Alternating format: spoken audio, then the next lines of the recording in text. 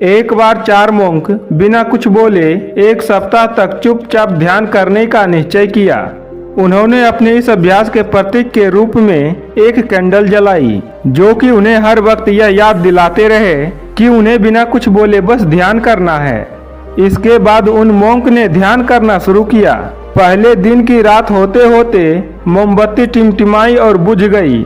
यह देखते ही पहले मोंक ने कहा, अरे यह मोमबत्ती तो बुझ गई।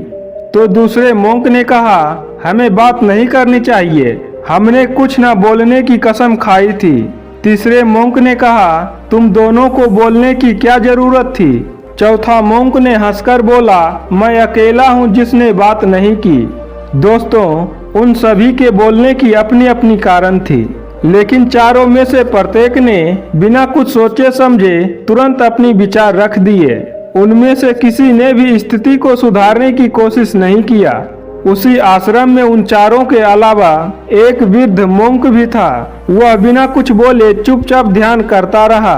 इस तरह से उस बुद्धिमान मोंक ने बिना एक शब्द बोले उन चारों को ही उनकी गलती का एहसास करा दिया, जो कि वो चारों बोलकर भी नहीं कर पाए। बिना कुछ सोचे समझे और जरूरत से ज्यादा बोलने पर हमें खुद ही लोगों के सामने शर्मिंदा होना पड़ता है।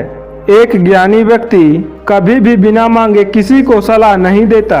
वह जानता है कि बिना मांगे दी गई सलाह का कोई मतलब नहीं होता और ना ही सामने वाला उस सलाह को मानता है।